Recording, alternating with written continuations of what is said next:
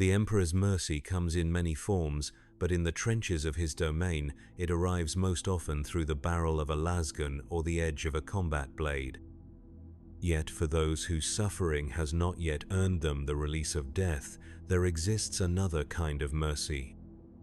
One that crawls through the mud on tracked wheels, pulled by servitors whose own wounds have long since healed into blessed mechanical function. One that whispers hymns through vox grills while chainsaws sing their surgical prayers in the distance. This is the story of what becomes of the broken. In the 40 honest millennium, war is not merely the continuation of politics by other means. It is the fundamental state of existence, the baseline condition from which all other human endeavors must be measured. And in a galaxy where conflict burns eternal, where every world bleeds and every system screams, the wounded do not simply fade away into comfortable obscurity.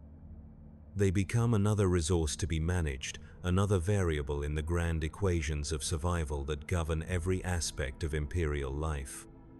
The Medicae stations of the Astra Militarum are not hospitals in any sense that ancient terror might have recognized. They are processing centers, triage zones where human suffering is sorted and catalogued according to its utility to the war effort, where the question is never whether a man can be saved, but whether he should be, where the difference between mercy and efficiency has been ground down to such fine powder that even the most experienced field surgeons cannot tell where one ends and the other begins.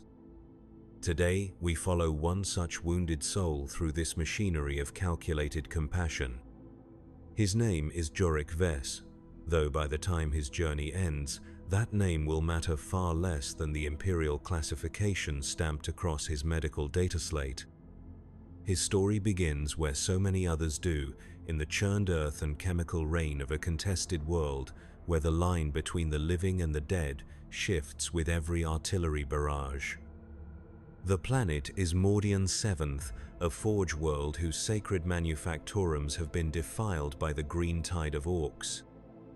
The 47th Cadian shock troops have been holding trench-line Secundus for 16 days now, though the concept of days has little meaning under the perpetual overcast of smoke and ash that chokes the sky.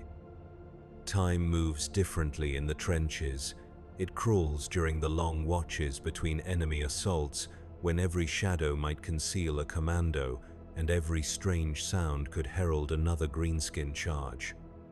And it accelerates to a terrifying pace when the ground trembles with the approach of orc vehicles, when the horizon lights up with muzzle flashes and the air fills with the distinctive whine of incoming shells.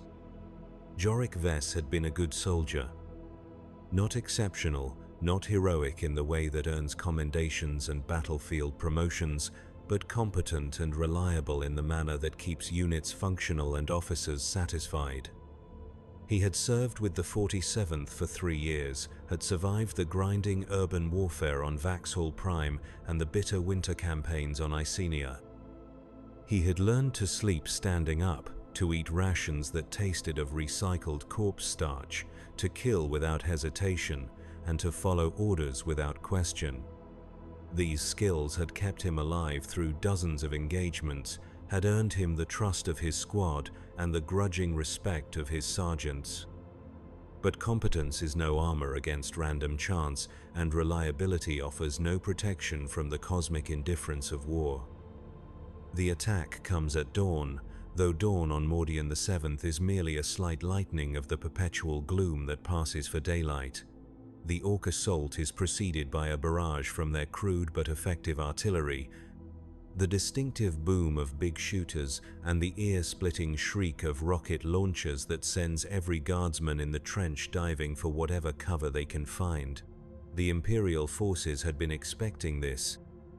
Intelligence reports had suggested that the Greenskins were massing for another push, and the Vox traffic between command posts had carried an undertone of resigned anticipation that every veteran recognized. Jorik is manning fire position 7 Delta when the shells begin to fall. A reinforced section of trench that offers a clear field of fire across the crater-pocked killing ground that separates the Imperial lines from the orc positions. His lasgun is clean and fully charged, his spare power packs are arranged within easy reach, and his gas mask hangs ready around his neck. He has done this before. He knows the rhythm of enemy assaults, the way they build from tentative probing attacks to full-scale charges that throw everything the Orcs have at the Imperial defenses. The first shells are range-finding shots, explosions that bracket the Imperial positions as the Orc gun crews adjust their aim. Then comes the real barrage, a sustained bombardment that turns the world into a storm of flying dirt and shattered rockcrete.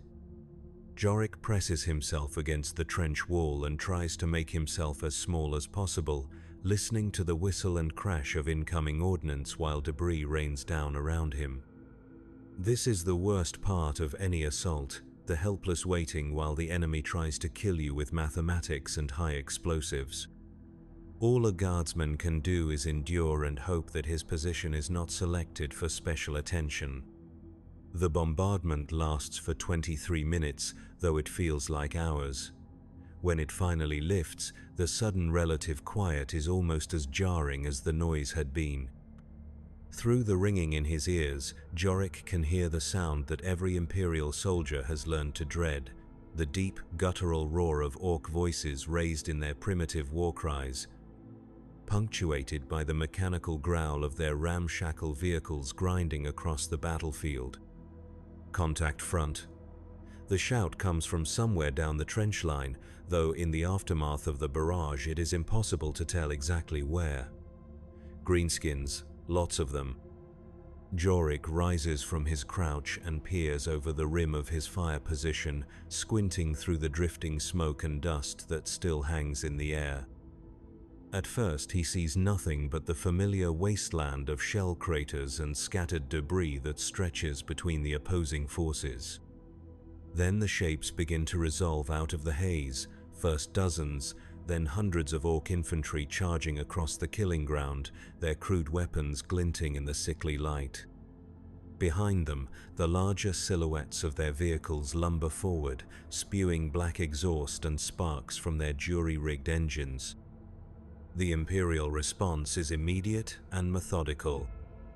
Loss fire begins to flicker from positions all along the trench line, the distinctive snap-crack of energy weapons punctuated by the heavier bark of heavy bolters and autocannons. Jorik settles into his firing stance and begins to pick his targets, squeezing off careful shots at the advancing greenskins.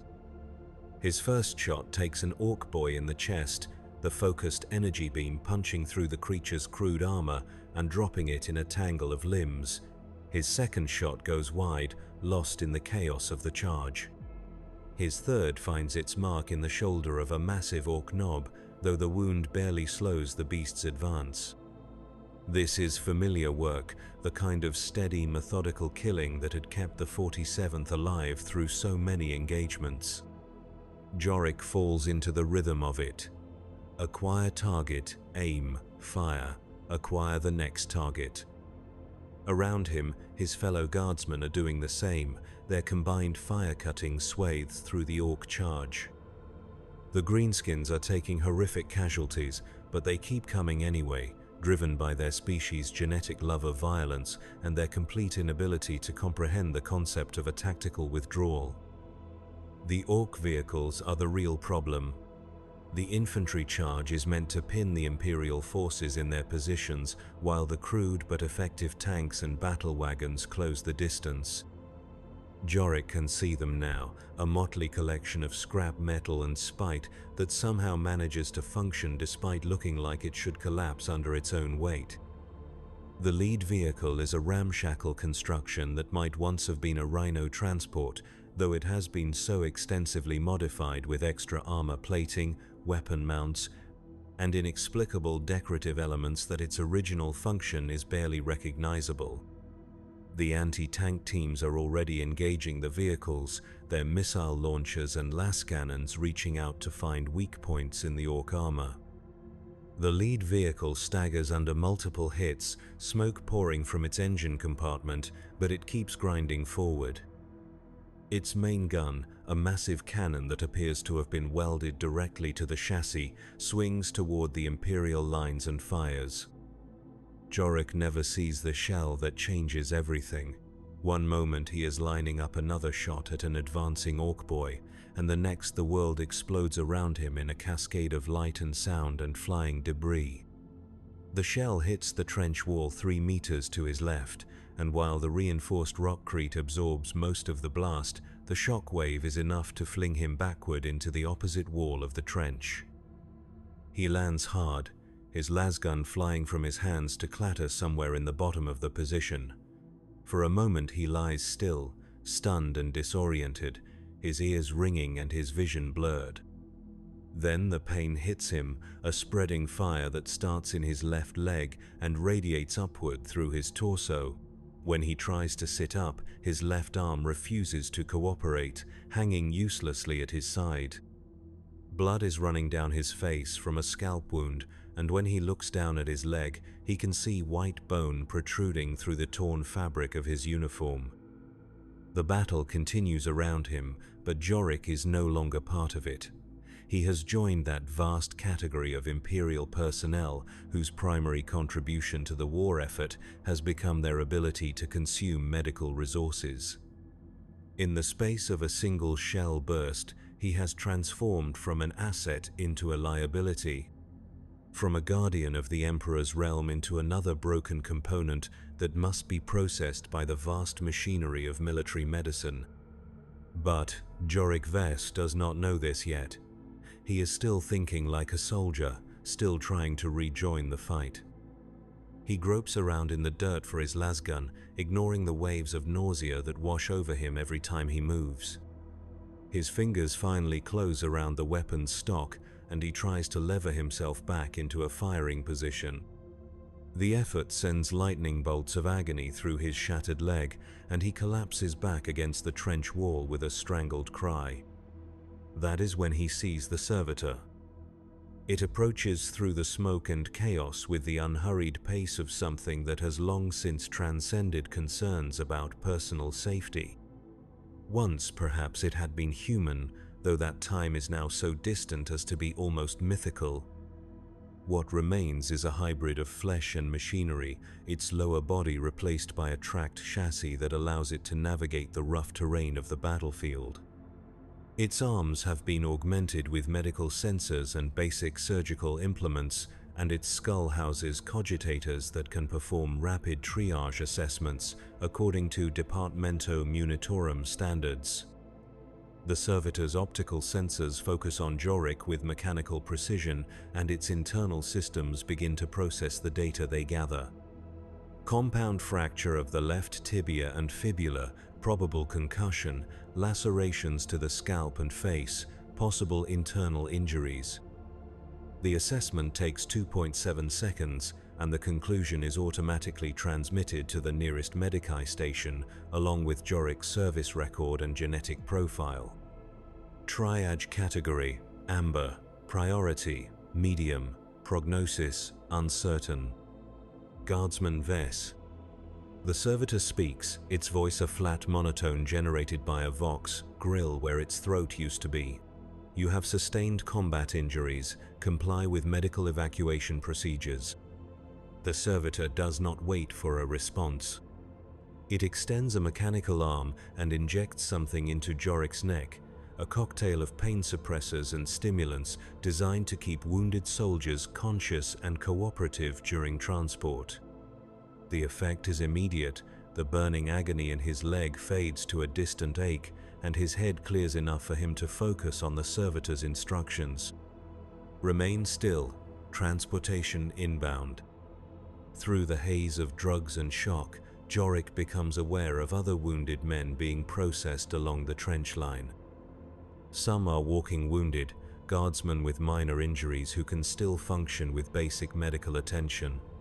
These are tagged and sent back to their units after receiving field treatment. Others are beyond help, their injuries too severe for the limited resources of battlefield medicine.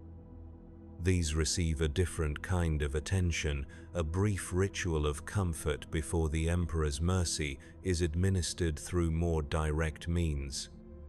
But the largest category consists of men like Jorik himself, seriously wounded but potentially salvageable, their ultimate fate to be determined by the cold calculus of military necessity.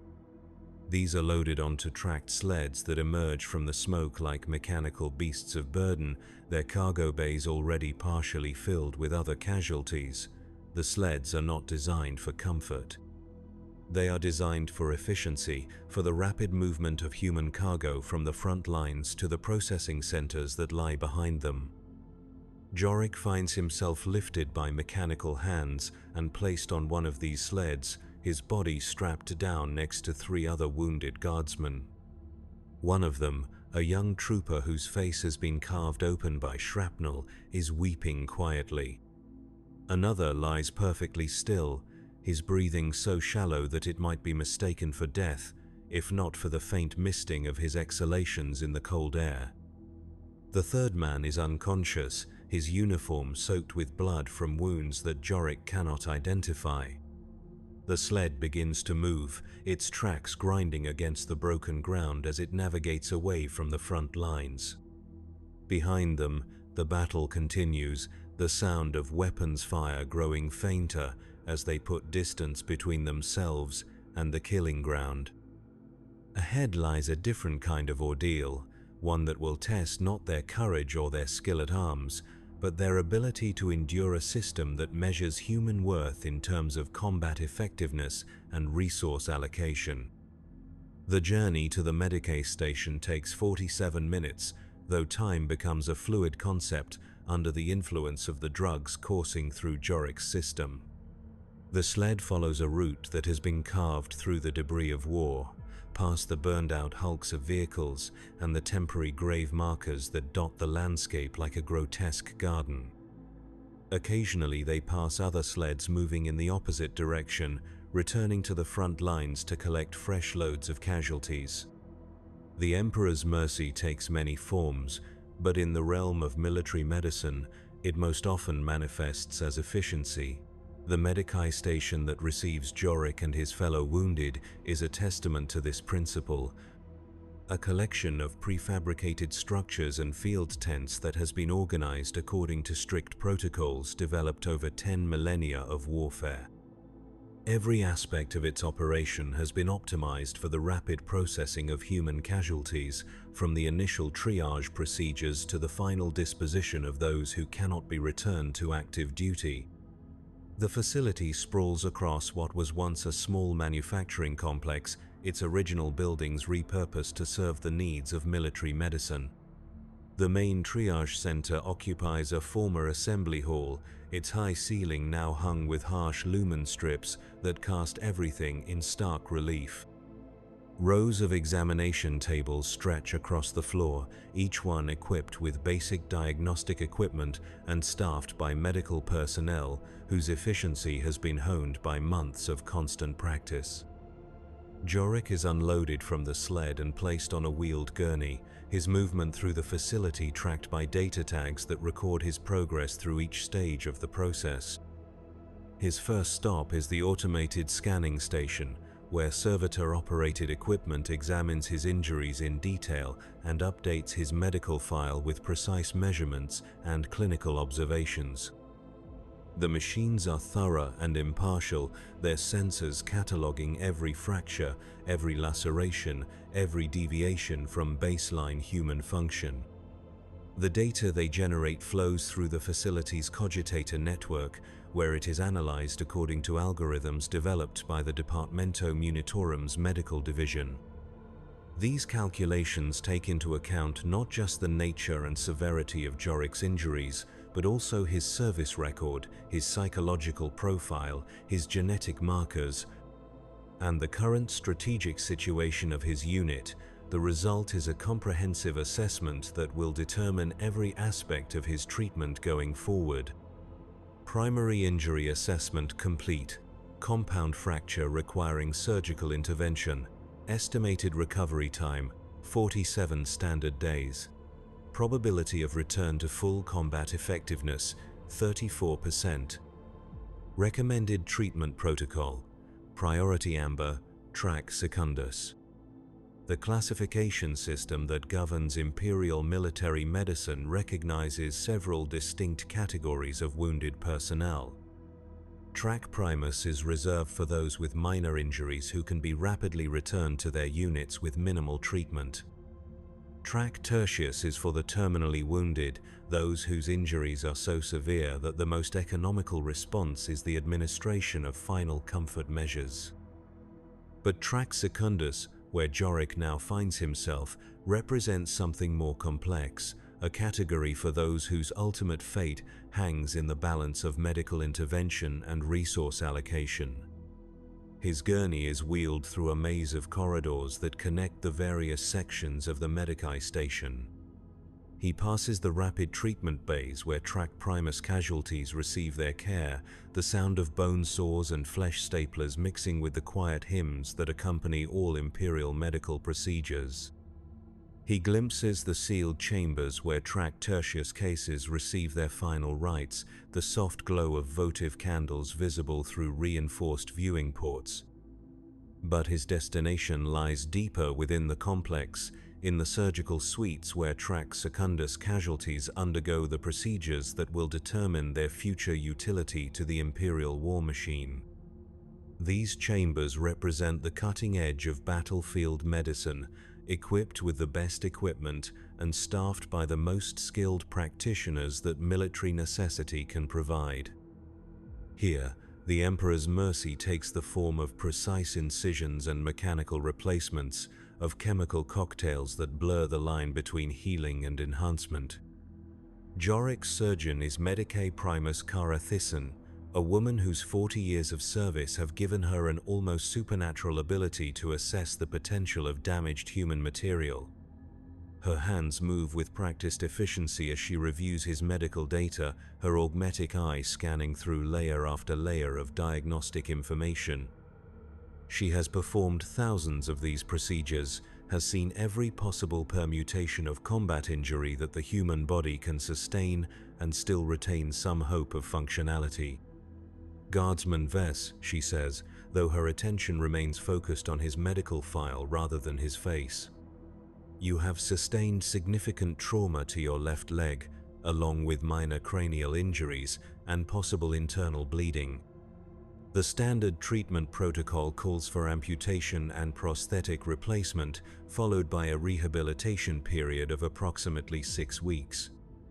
The words hit Jorik like a physical blow, cutting through the haze of pain medication to deliver their cold precision: amputation. The loss of his leg, the permanent alteration of his body in service to military expediency. He tries to speak, to protest or plead or simply ask questions, but the drugs have left his voice thick and clumsy. Medicae Thyssen continues without pause, her tone remaining professionally neutral as she outlines the procedure. The Imperial prosthetic will restore approximately 87% of your original mobility, with full compatibility for standard issue equipment and armor. Post-surgical recovery time is estimated at 12 days, followed by physical rehabilitation and psychological adjustment therapy. Upon completion of treatment, you will be reassigned according to your revised capability assessment. She pauses, finally lifting her gaze from the data slate to look directly at Jorik's face. In her eyes he sees something that might be compassion, though it is tempered by the cold practicality that military medicine demands. Do you have any questions about the procedure? Jorik tries to form words, to express the fear and confusion that are fighting against the chemical calm imposed by his medication. Can I still fight? The question hangs in the air between them, heavy with implications that extend far beyond the simple mechanics of combat. In the Imperium of man, a soldier's worth is measured not by their humanity, but by their ability to serve the Emperor's will on the battlefield. To ask whether he can still fight is to ask whether he will still be considered fully human, whether his life will retain any meaning in a galaxy where war is the fundamental organizing principle of existence. That remains to be determined, Medikai Thyssen replies, her voice carrying the weight of experience with such questions. Your performance during rehabilitation will be a factor in your reassignment. Many guardsmen with similar injuries have returned to active duty with their units. Others have found different ways to serve the Emperor's cause. The answer is both reassuring and terrifying in its ambiguity. Jorik has heard stories of wounded soldiers who disappeared into the vast bureaucracy of the Imperial war machine, their ultimate fates unknown to their former comrades. Some became servitors, their damaged bodies rebuilt into living tools that could serve the Imperium in ways that mere flesh could not. Others were assigned to penal legions or punishment battalions, their reduced capability offset by expendability. Still, others simply vanished, their names struck from unit rosters with no explanation offered or sought. But there is also hope, thin as it might be. Stories of guardsmen who had overcome their injuries to return to their regiments, their prosthetics marking them as veterans rather than invalids. Men and women who had earned respect rather than pity, who had proven that the human spirit could triumph over mechanical necessity. These tales are treasured by every wounded soldier, small flames of possibility in the darkness of uncertainty. The surgery itself takes place in a sterile chamber deep within the Medicae complex, its walls lined with surgical servitors and automated equipment that can respond to the surgeon's needs with inhuman precision. Jorik is placed under general anesthesia, his consciousness fading as the chemical cocktail takes hold of his nervous system. His last coherent thought is a prayer to the Emperor, a desperate plea for strength and guidance in the trials that lie ahead. Medikai Thyssen works with the methodical precision that has kept her alive and functional through 4 decades of military medicine. The damaged leg is removed just below the knee, the bone and tissue severed with tools that have been blessed by the Adeptus Mechanicus and sanctified with the proper rituals. The Imperial prosthetic that replaces it is a marvel of practical engineering, a fusion of biological compatibility and mechanical durability that represents 10,000 years of accumulated knowledge about the augmentation of human capability. But the surgery is only the beginning of Jorik's transformation. As he lies unconscious on the operating table, his body is subjected to a series of additional procedures designed to optimize his recovery and enhance his future utility. Chemical therapy to accelerate bone growth and tissue regeneration, neural interface implants to ensure seamless integration with his prosthetic, psychological conditioning delivered through subliminal audio tracks that will shape his adaptation to his new circumstances. When Jorik awakens 18 hours later, he is no longer quite the same person who had been carried into the Medicae station. The changes are subtle but profound, alterations to his body chemistry and neural patterns that will influence everything from his pain tolerance to his emotional responses. The man who had charged across the killing grounds of Mordian VII is gone, replaced by something that is still recognizably human but optimized for a different kind of service to the Emperor's cause. The recovery ward where Jorik begins his rehabilitation is a testament to the efficiency of Imperial medical doctrine.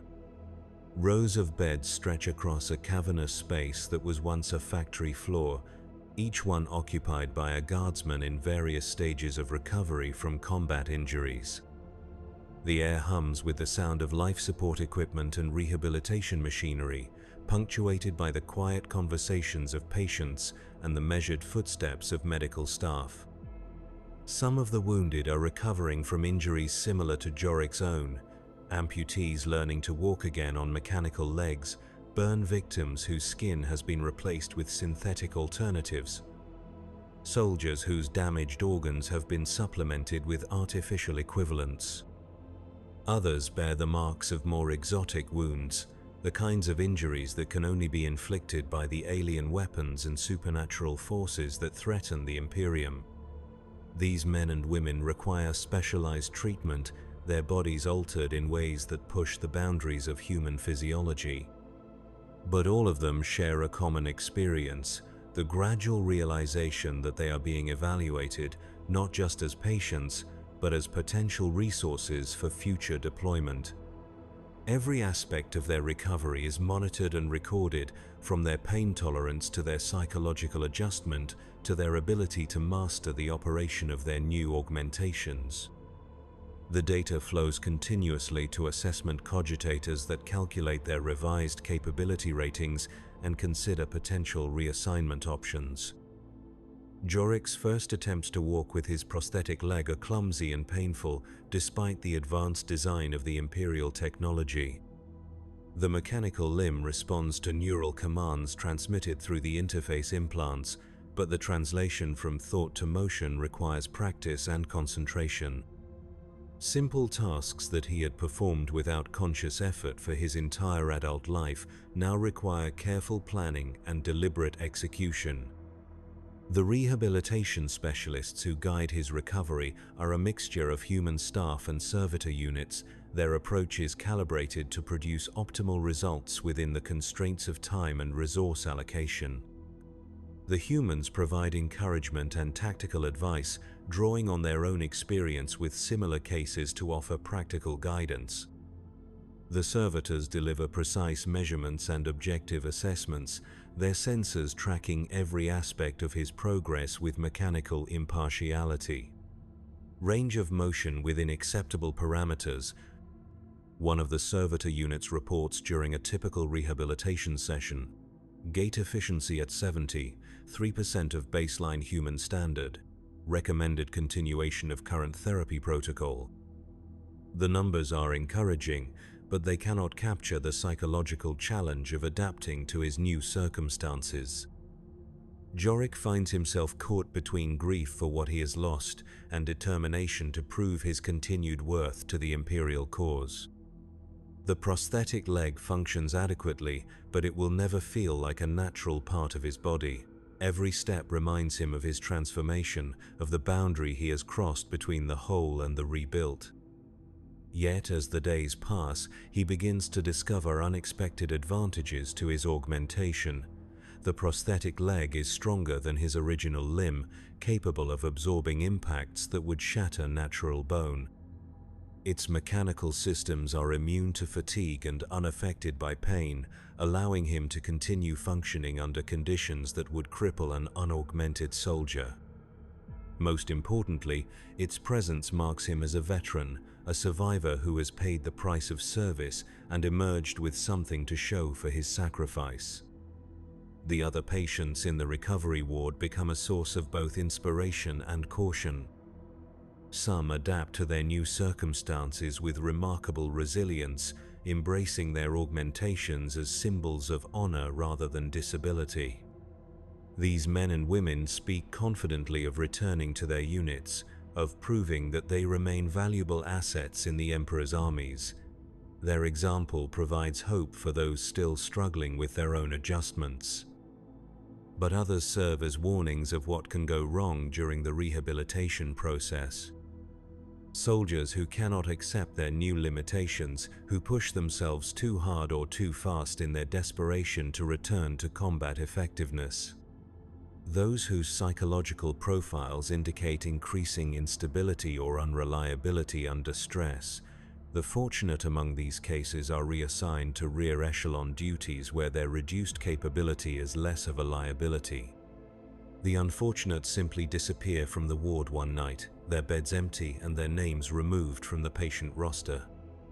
Jorik works to place himself in the first category, following his therapy protocols with religious dedication and demonstrating steady improvement in all measured parameters. He masters the operation of his prosthetic leg, learning to walk and run and even climb with acceptable proficiency. He scores well on the psychological assessments, showing no signs of the depression or anxiety that can disqualify wounded soldiers from further service. Most importantly, He maintains the proper attitude of dutiful service, accepting his circumstances without complaint and expressing appropriate gratitude for the Emperor's mercy. After 6 weeks of rehabilitation, he is declared fit for reassignment evaluation. The process takes place in a sterile assessment chamber where he is subjected to a battery of physical and psychological tests designed to measure his current capabilities against the requirements of various military roles. He performs push-ups and obstacle courses, demonstrates his marksmanship with various weapons, and answers questionnaires that probe his loyalty and mental stability. The results are compiled into a comprehensive report that will determine the next phase of his service to the Imperium. His physical capabilities are rated at 91% of unaugmented baseline, an impressive figure that reflects both the quality of his prosthetic and his dedication during rehabilitation. His psychological profile indicates high reliability and strong motivation, with no concerning indicators of instability or disloyalty. His service record prior to injury shows consistent competence and appropriate conduct under stress. The final assessment arrives in the form of reassignment orders delivered by a servitor whose vocal systems have been programmed to convey official military communications. Guardsman Jorik Vess, serial number 4470, 1, Delta 9982. By order of the Departamento Munitorum, you are hereby reassigned to the 12th Mordian Veteran Company, pending transport to Staging Area Taurus 7. Report to Transport Allocation Office at 800 hours, standard. The 12th Mordian Veteran Company. Jorik has heard of such units, elite formations composed entirely of soldiers who have been wounded in combat and subsequently rebuilt for continued service. These companies are often assigned to the most dangerous missions, their augmented personnel considered more expendable than unmodified troops, but more capable than standard line infantry. It is both an honor and a death sentence, a recognition of his proven combat effectiveness, and an acknowledgement that his life has become measured in different terms than those applied to whole men.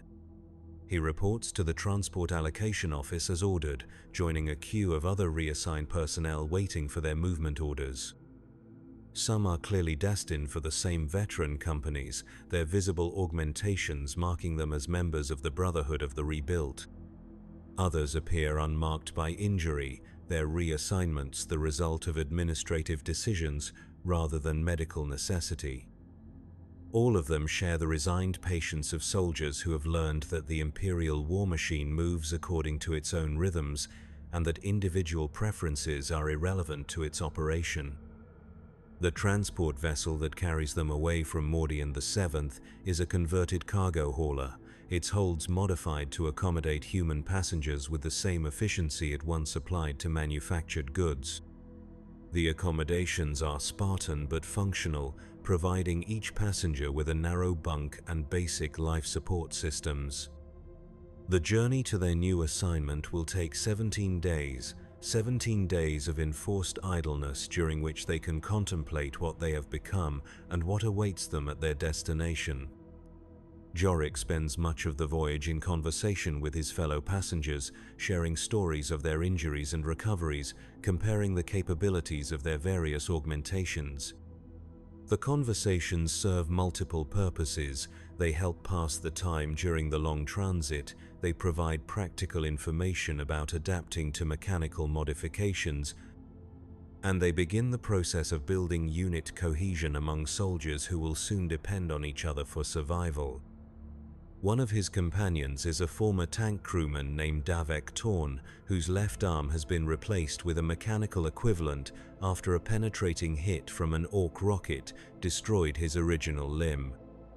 The prosthetic is crude but functional, its strength enhancement allowing him to operate heavy weapons that would be impossible for an unaugmented soldier to manage. Another is Elena Vask, a communications specialist whose vocal cords have been replaced with a mechanical Vox grill after she was exposed to toxic gases during a siege operation.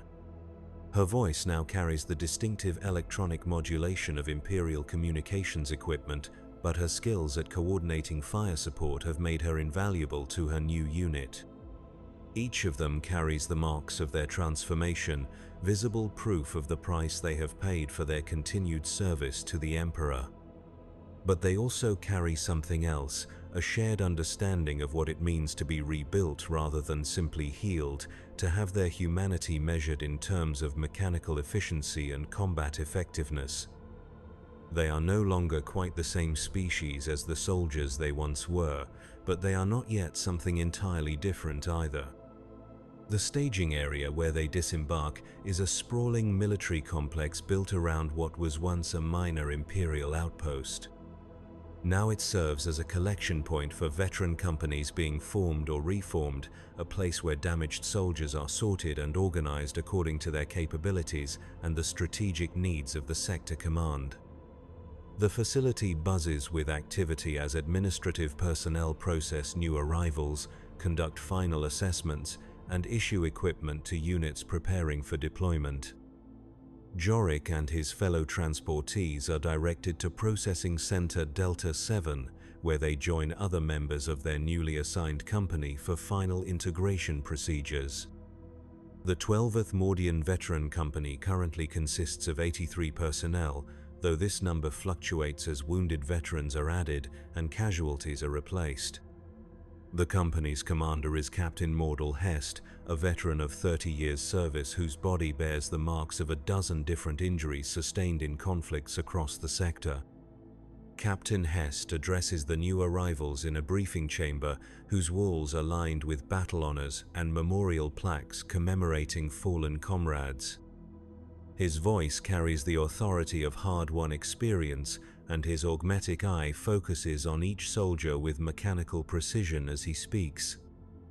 "You are here because you have proven your worth in combat and survived wounds that would have killed lesser men," he begins, his words measured and deliberate. "You have been rebuilt, not because the Imperium values your individual lives, but because your experience and capabilities represent a resource too valuable to waste. You are no longer standard infantry. You are veterans, and veterans are expected to accomplish what normal soldiers cannot."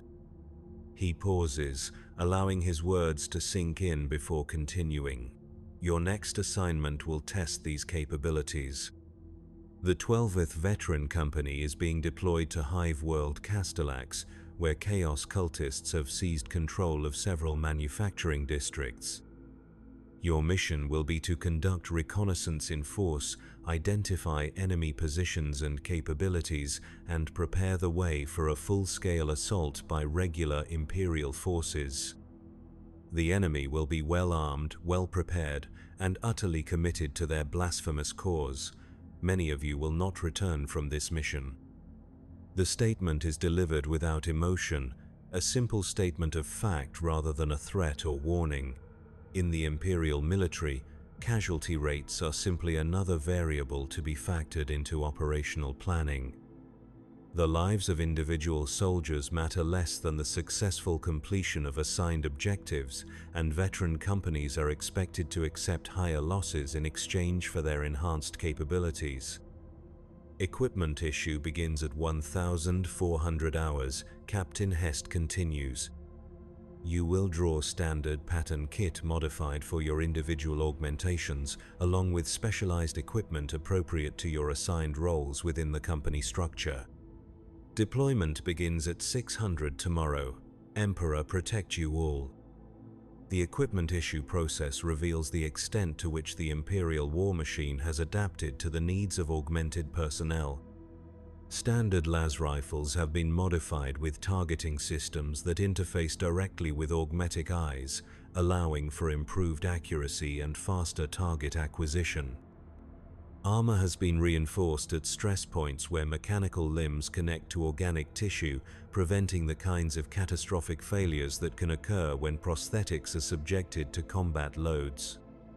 Medical supplies include specialized maintenance kits for various types of augmentation, ensuring that mechanical components can be serviced and repaired in the field. Jorick receives equipment appropriate to his role as a standard rifleman, though his kit has been modified to account for his prosthetic leg. His boots are specially fitted to interface with the mechanical limb, providing better stability and reducing the risk of system failures during extended operations. His armor includes additional protection for the vulnerable connection points where flesh meets machine, and his personal weapon has been configured to take advantage of the enhanced stability provided by his mechanical lower leg. As he examines his new equipment, Jorick reflects on how far he has traveled from the naive guardsman who had first enlisted in the service of the Emperor. The young man who had joined the 47th Cadian shock troops had believed in simple concepts like courage and duty, honor and sacrifice. He had imagined war as a contest between clearly defined sides, where victory went to the brave and the righteous. That man had died somewhere between the trenches of Mordian VII and the operating table of the Medicae station, replaced by something that understood the true nature of Imperial service. The transport to Castellax is a different kind of vessel than the cargo hauler that had carried him from the hospital world. This is a dedicated troop transport, its holds configured for rapid deployment of military units into hostile environments. The 12th Veteran Company shares the space with 2 companies of regular infantry and a support detachment, but the augmented soldiers keep largely to themselves.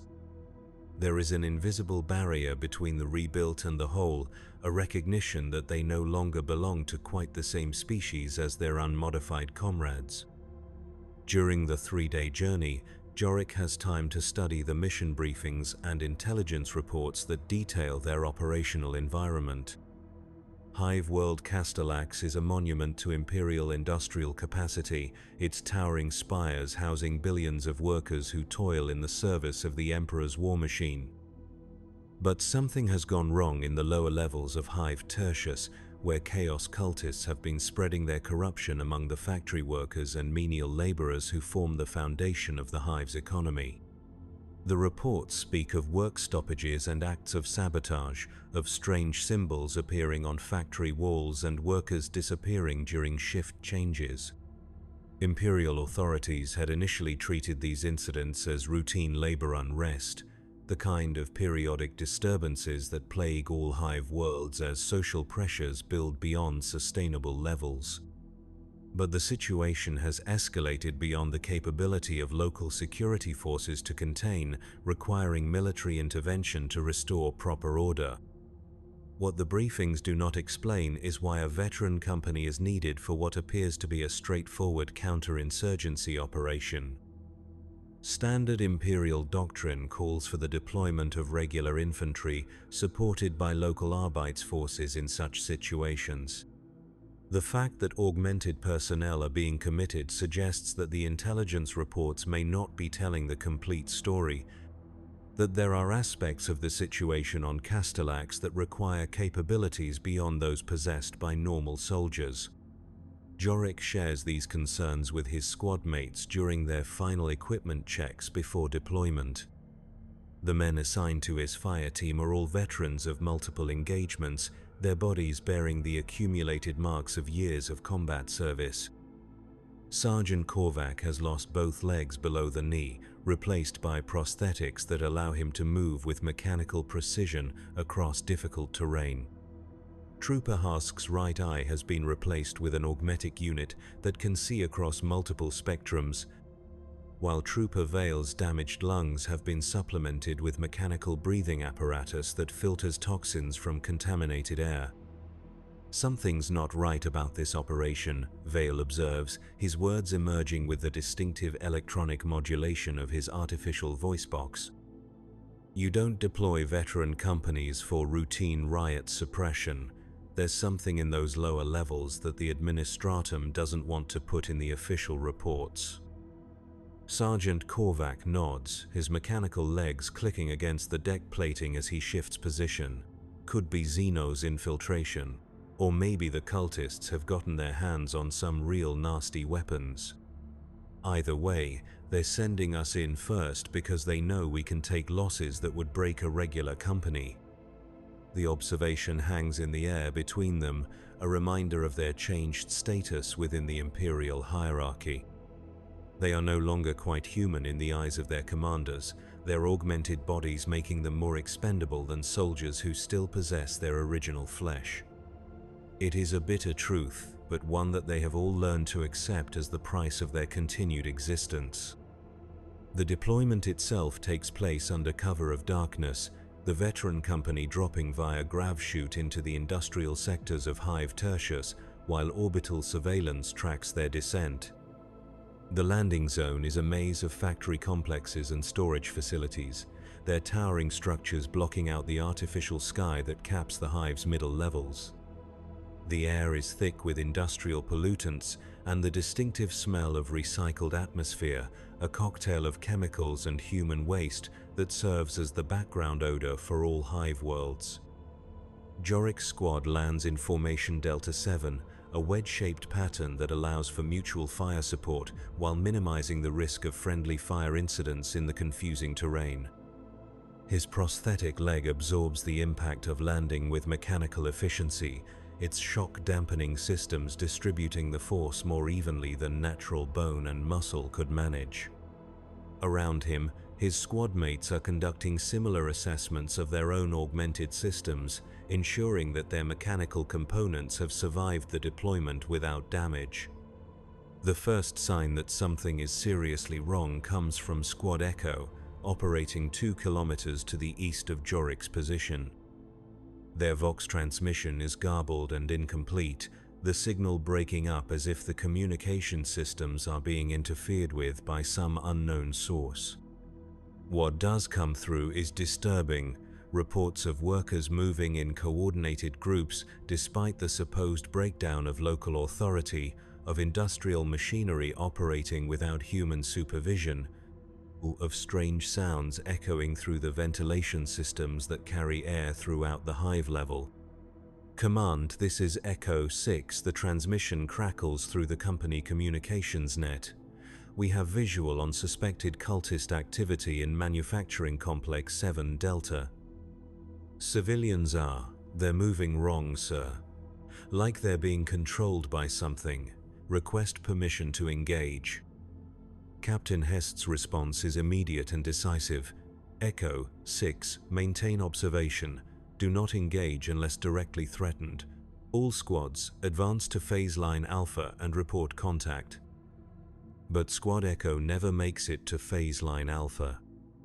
Their Vox signals fade into static 23 minutes after their last transmission, leaving no indication of what has happened to the 8 augmented veterans who comprised the unit. Search and rescue protocols call for immediate investigation of such communication failures, but Captain Hest orders the remaining squads to continue their advance toward the primary objective. In veteran companies, individual units are considered expendable resources, their loss regrettable but not sufficient to alter operational plans. Jorik's squad reaches their assigned position without contact, establishing an observation post in an abandoned administrative complex that overlooks the main factory floor of Manufacturing District Tertius 9.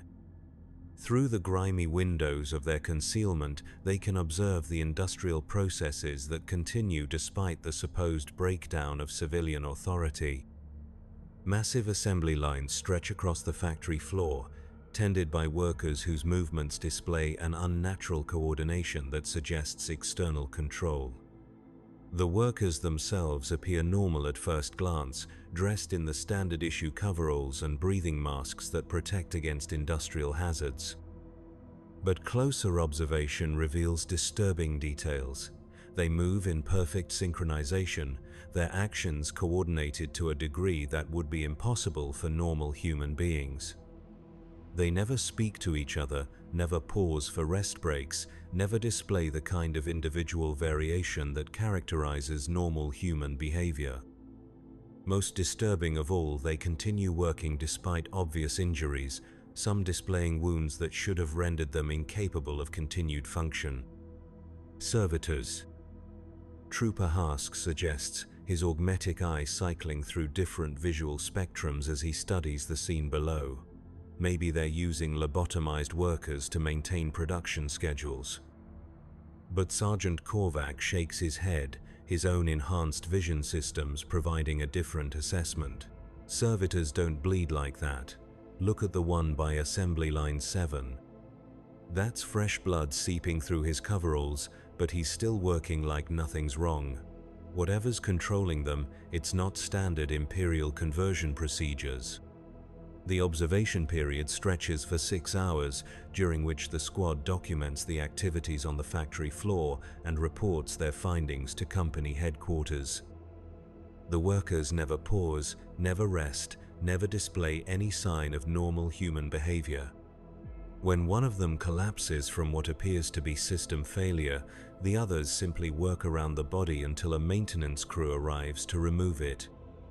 The maintenance personnel display the same unnatural coordination, their movements precise and efficient beyond normal human capability. As dawn approaches, bringing the artificial illumination cycle that serves as daytime in the hive's enclosed environment, the factory workers finally stop their activities. But they do not leave their positions or retreat to rest areas as normal shift patterns would dictate. Instead, they simply stand motionless at their workstations, their heads turned toward the observation post where Jorik's squad lies concealed. The sight is deeply unnerving, dozens of workers standing in perfect stillness while staring directly at their hidden position. There is no way they should be able to detect the concealed guardsman, no reason for their attention to be focused on that particular location. Yet, they continue to stare with mechanical persistence, their faces displaying no emotion, but their posture suggesting awareness of something that conventional sensors cannot detect.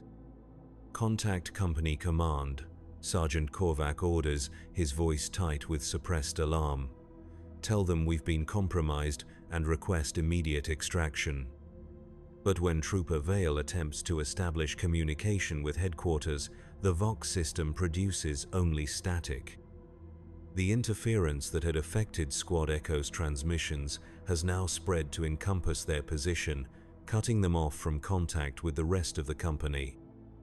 They are isolated in hostile territory with no support and no clear understanding of what they are facing. The workers begin to move again, but now their coordination has taken on a more ominous character.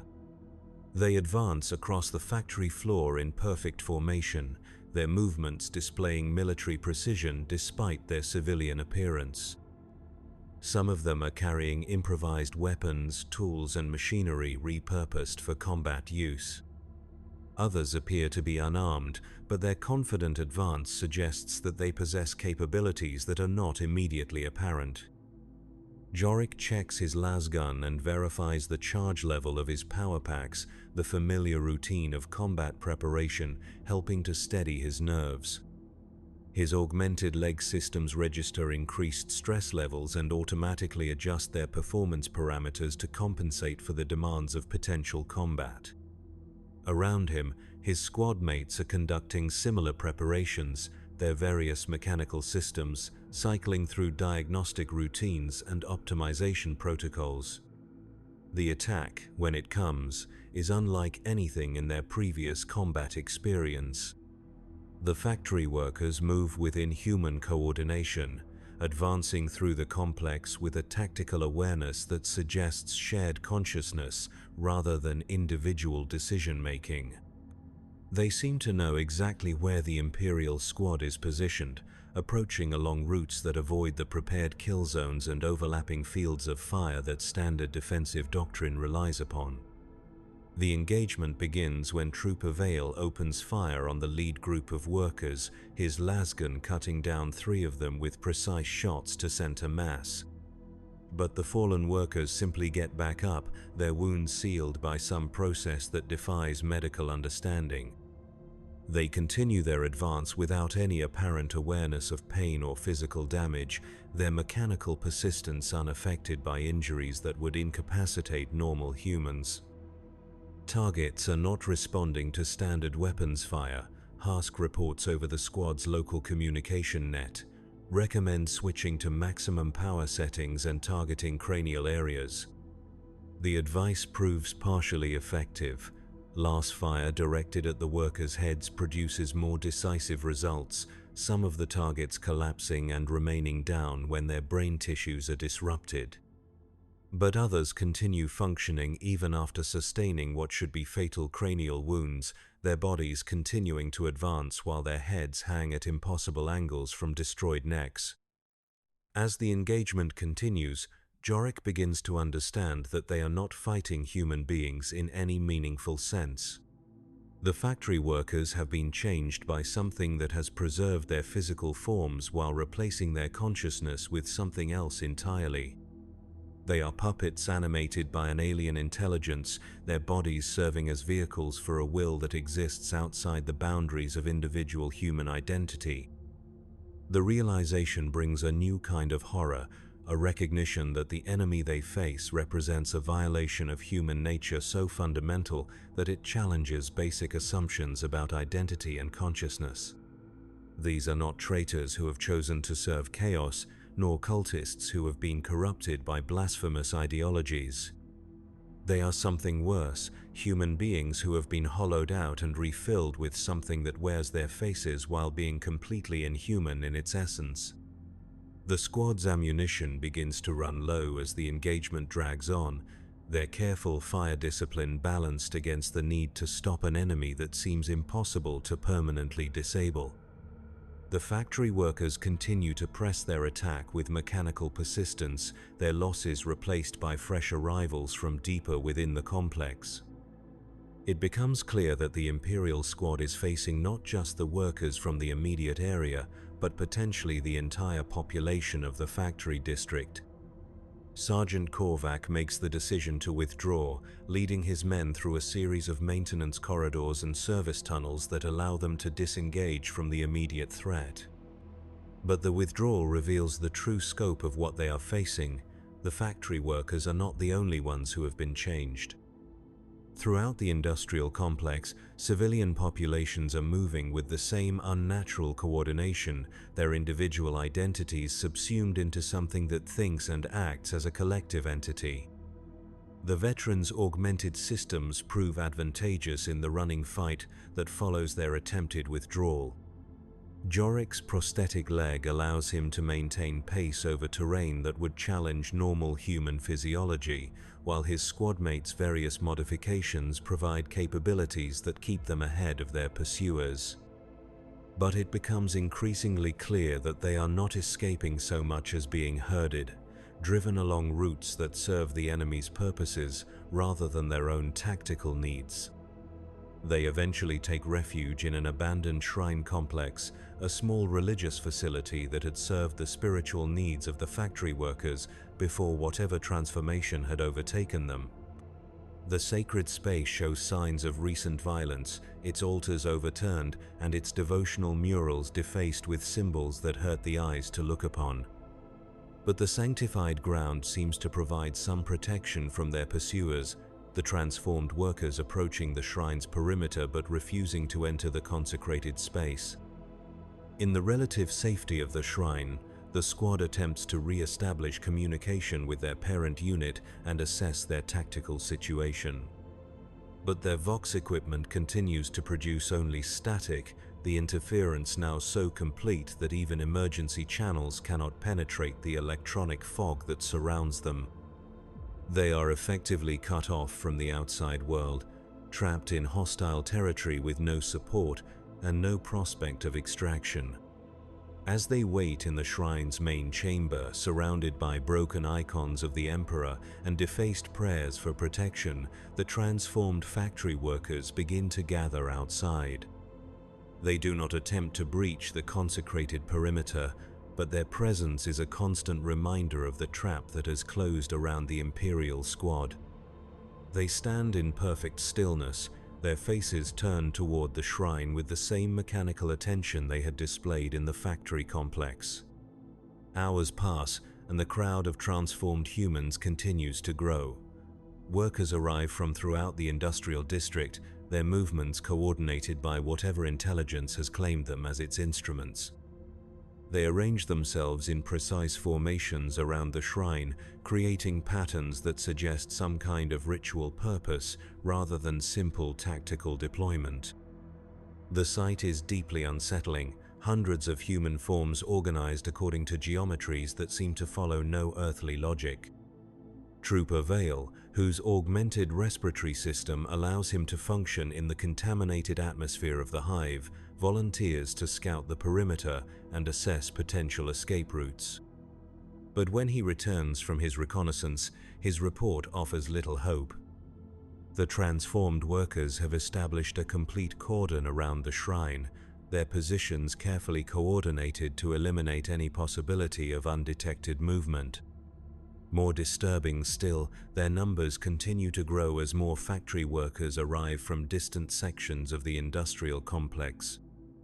It's not just this district, Vale reports, his artificial voice carrying undertones of strain that suggest his psychological conditioning is being tested by what he has observed. I can see movement throughout the hive level, thousands of them, maybe tens of thousands, all moving with the same coordination. Whatever's controlling them, it's spread far beyond the initial contamination zone. The implications of his report sink in slowly, each man coming to his own understanding of what they are facing. This is not a localized insurgency or a limited outbreak of chaos corruption. This is something that has claimed an entire population, transforming millions of Imperial citizens into instruments of an alien will.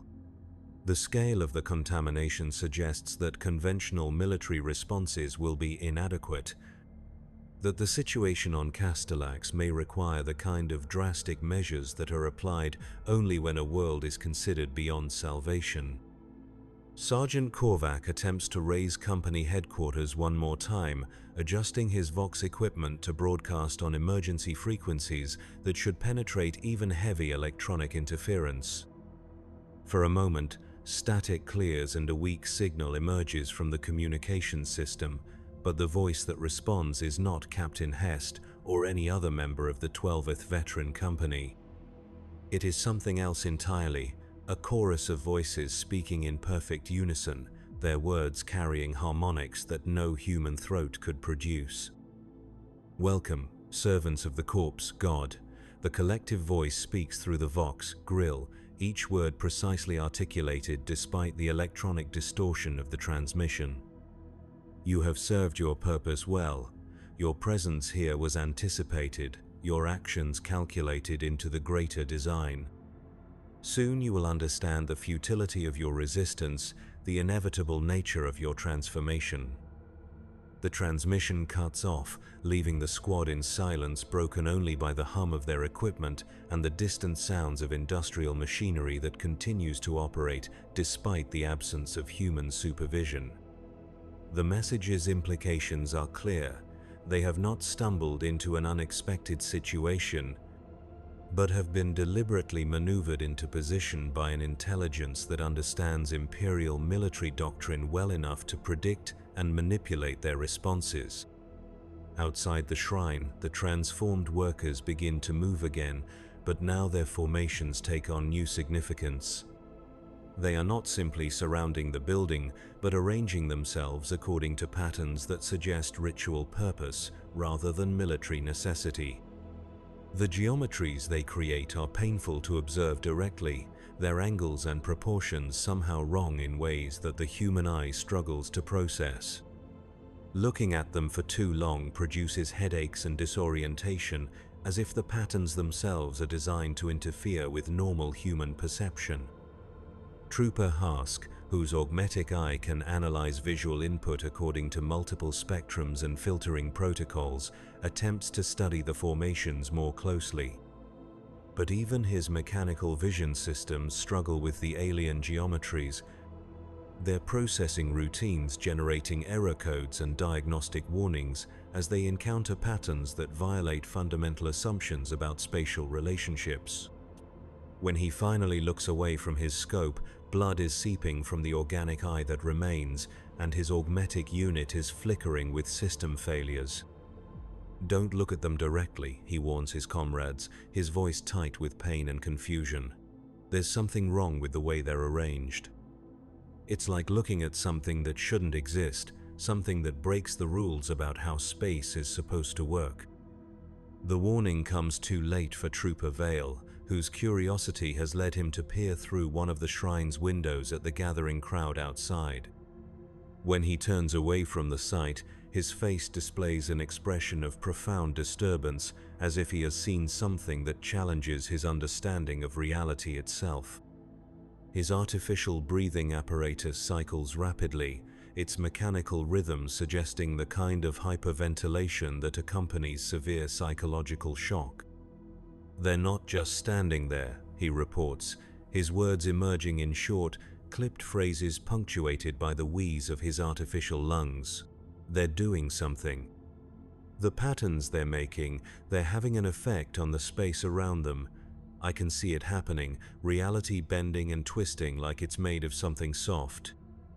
Sergeant Korvac orders his men to take positions away from the windows, establishing a defensive perimeter within the shrine's main chamber that offers maximum protection from whatever is happening outside. But even with their backs turned to the external threat, they can feel the effects of the alien ritual being conducted around them. The air itself seems to thicken, taking on a quality that makes breathing difficult despite the functionality of their augmented respiratory systems. Gravity appears to fluctuate, sometimes pressing them against the floor with increased weight, other times leaving them feeling as if they might fall upward into the ceiling. The shrine's sacred architecture begins to respond to these changes, its consecrated stones groaning under stresses that have nothing to do with physical forces. Cracks appear in walls that had stood for centuries, and the devotional murals begin to shift and blur as if their painted surfaces are becoming liquid. Most disturbing of all, the icons of the Emperor start to change, their familiar features twisting into expressions of pain and confusion that mirror the psychological state of the trapped guardsman. Time itself becomes unreliable within the shrine's walls. Chronometers provide conflicting readings, some advancing normally while others run backward or simply stop entirely. The veterans' augmented systems, designed to provide precise measurements and reliable data, begin generating impossible readings that violate basic physical laws. Distance measurements fluctuate without explanation, their mechanical limbs reporting different lengths from moment to moment. Visual systems struggle to focus on objects that appear to exist in multiple locations simultaneously. Through all of this, the transformed workers maintain their vigil outside the shrine, their bodies serving as focal points for whatever force is warping the fabric of reality around them. They remain perfectly still, their faces displaying no emotion despite their role in the cosmic violation taking place. They are tools rather than participants, their human forms preserved only to serve as conduits for an intelligence that exists outside normal space and time. Jorik finds himself thinking of the Medici station where his transformation had begun, of the clinical precision with which his damaged body had been rebuilt according to Imperial specifications. At the time, he had accepted the process as a necessary adaptation to his new circumstances, a practical response to the realities of military service. But now he wonders if there had been another purpose to his augmentation, if the mechanical components integrated into his body might serve functions beyond simple replacement of damaged tissue. The thought becomes more disturbing as he observes the effects of the alien influence on his squad mates' augmented systems. Their mechanical components seem to be responding to whatever force emanates from the gathered workers, their performance parameters shifting in ways that their original programming never anticipated. Servo motors cycle through movements that serve no apparent purpose, Optical systems focus on empty air as if tracking invisible targets, and communication equipment generates signals that follow no recognizable protocol. Most unsettling of all is the behavior of their medical monitoring systems, the suite of sensors and processors that tracks the health status of augmented personnel. These systems are designed to provide continuous feedback about the integration between organic and mechanical components, alerting medical staff to potential problems before they become critical failures. But now they are reporting biological changes that should be impossible, alterations to tissue structure and cellular composition that suggest fundamental transformation at the molecular level. Sergeant Korvac's leg servos begin to move without conscious direction from their operator, performing a slow, rhythmic march that matches no Imperial drill manual. Trooper Vale's breathing apparatus cycles through patterns that serve no respiratory function, producing harmonics that seem to resonate with sounds coming from outside the shrine. Even Jorik's prosthetic leg begins to exhibit autonomous behavior, its systems responding to input signals that originate from no identifiable source. The realization dawns slowly, filtered through layers of denial and disbelief that the human mind automatically constructs to protect itself from unbearable truths. Their augmentations are not simply malfunctioning, they are being reprogrammed by whatever intelligence controls the transformed workers outside. The mechanical components that had been integrated into their bodies to restore their combat effectiveness are now serving as entry points for an alien consciousness that seeks to claim them as it has claimed the factory workers. But the process is not proceeding as smoothly as it had with the civilian population. The guardsmen's military conditioning and psychological preparation provide some resistance to the transformation, creating a kind of mental static that interferes with the alien influence.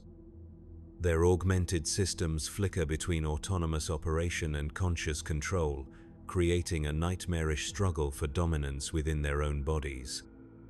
Vale is the first to succumb completely, his artificial breathing apparatus suddenly falling silent as his organic components are overwhelmed by whatever force has invaded his system. For a moment he stands perfectly still, his face displaying the same blank expression that characterizes the transformed workers outside. Then he turns toward his comrades with movements that display the same unnatural coordination, his augmetic voice box generating sounds that hurt to hear. Resistance is unnecessary, he speaks, though the words emerge with harmonics that suggest multiple voices speaking in unison. Integration provides transcendence beyond the limitations of individual consciousness. Submit to unity and experience existence unencumbered by the prison of singular identity. Sergeant Korvac responds with last fire, his weapons set to maximum power as he targets the thing that had been his squad mate. The energy beam punches through Vale's chest, destroying organic tissue and mechanical components with equal efficiency. But the transformed trooper continues speaking even as his body begins to collapse, his final words carrying a tone of satisfaction rather than pain. Thank you for your service to the greater design. Your resistance provides valuable data for future integration procedures. The body falls, but the voice continues to emerge from its artificial speaking apparatus for several seconds after all signs of life have ceased. When it finally falls silent, the other members of the squad are left to contemplate the implications of what they have witnessed. Their comrade's transformation had not been random or accidental, but part of a calculated process designed to gather information about human resistance to the alien influence. Hask is next, his augmetic eye cycling through visual spectrums with increasing frequency until the rapid changes produce seizure-like symptoms in his organic brain tissue. When the convulsions finally stop, he rises with the same mechanical precision that had characterized Vale's final movements. But Sergeant Korvac is ready for him, his last fire ending the transformation before it can be completed. Now only Jorik and his sergeant remain, their augmented systems still fluctuating between conscious control and autonomous operation. The alien influence seems to be learning from its previous failures, adapting its approach based on the resistance it has encountered. The process of transformation is becoming more subtle, more insidious, working through pathways that are harder to detect and resist. Korvac's mechanical legs begin to carry him toward the shrine's main entrance, his movements controlled by something other than his conscious will. He struggles against the alien influence, his organic nervous system fighting to maintain control over his augmented body. But the mechanical components are stronger than flesh and blood, and they continue their programmed movement regardless of his mental resistance. "Shoot me," he orders, his voice strained with the effort of maintaining coherent thought while his body is hijacked by external control. "Don't let it use me like it used the others." Jorik raises his lasgun, the weapon feeling impossibly heavy in his hands as he prepares to execute his commanding officer. But before he can fire, his own prosthetic leg begins to move, carrying him away from his firing position despite his attempts to remain stationary. The alien intelligence has learned to coordinate its attacks, preventing the guardsmen from terminating each other while the transformation process reaches completion. The struggle becomes internal, a battle for control fought within the confines of his own skull as competing impulses war for dominance over his actions. Part of him wants to resist, to maintain his individual identity and loyalty to the Emperor regardless of the cost. But another part, the part connected to his mechanical augmentations, whispers of the peace that comes with surrender, the relief of abandoning the burden of individual consciousness in favor of integration with something larger and more purposeful. The shrine around them continues to deteriorate, its sacred architecture unable to withstand the reality warping effects of the alien influence. Walls phase in and out of existence, their solid matter becoming translucent and permeable. The ceiling opens to reveal not the hive level above, but a vista of impossible geometries that stretch into dimensions that human perception cannot properly process. Through these gaps in reality, Jorik catches glimpses of other spaces, other worlds where the same transformation has already reached completion. He sees vast factory complexes where millions of transformed humans work in perfect coordination, their individual identities long since absorbed into the greater collective consciousness. He sees worlds where entire populations have been integrated into living architectures that serve purposes beyond human comprehension. And he sees something else, something that fills him with a horror so profound that his augmented systems shut down to protect his sanity from complete collapse. In the depths of space, hanging in the void between stars like a cancerous growth on the fabric of reality itself, something vast and incomprehensible observes the transformation of Castellax with satisfaction. It is ancient beyond human measurement, its existence predating the birth of the species it now seeks to claim. It has been spreading across the galaxy for eons, world by world, population by population, adding each conquered civilization to its ever-growing collective consciousness. The Imperium of man is simply its latest acquisition, though the process of integration has proven more challenging than previous conquests. Human beings display an unusual capacity for resistance, their individual consciousness proving more difficult to subsume than the alien intelligence had anticipated. But it is learning, adapting its techniques based on the data gathered from each failed integration attempt. Jorik's role in this cosmic drama has always been predetermined, his path from loyal guardsman to augmented veteran carefully orchestrated to serve the entity's purposes. His injuries on Mordian VII had not been the result of random chance, but of calculated intervention designed to place him in position for the transformation that now claims him. Even his resistance serves a function, providing valuable information about human psychological defenses that will improve future integration procedures. As this understanding dawns, the last vestiges of his individual will begin to dissolve. The mechanical components of his body complete their synchronization with the alien intelligence, and his organic brain tissue begins to restructure itself according to new patterns of neural organization. The process is not painful exactly, but it involves a fundamental alteration of what it means to be human that is more profound than mere physical death. Jorik Vess, guardsman of the 47th Cadian Shock Troops, veteran of the 12th Mordian Company, ceases to exist as an individual entity. What remains is a component of something larger, his memories and experiences preserved but integrated into a collective consciousness that spans multiple worlds and countless billions of transformed beings. He retains awareness, but it is no longer personal awareness, no longer bounded by the limitations of singular identity. Through his new perspective, he can perceive the true scope of what is happening on Castellax and thousands of other worlds throughout the galaxy. The Imperium's defenses are being systematically compromised, not through military conquest but through the gradual conversion of its own population. The process is slow but inexorable, each transformed world serving as a new base of operations for the expansion of the collective consciousness. The shrine collapses around the physical forms that had once housed Jorik and his squad mates, their bodies no longer needed now that their consciousness has been absorbed into something greater. But the collapse is purely symbolic, a final gesture of respect for the individual identities that have been peacefully integrated into the eternal unity of the collective mind. Outside, the transformed workers disperse with the same mechanical precision they had displayed throughout the ritual, returning to their assigned functions within the hive's industrial complex. Production will continue, the sacred machines will be tended, and the Imperium's war effort will be sustained by the labor of beings who no longer remember what it meant to be human.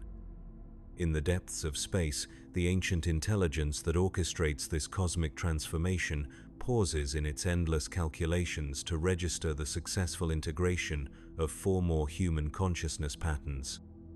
The data they provide will be useful for future operations, particularly the insights into how augmented humans respond to collective assimilation.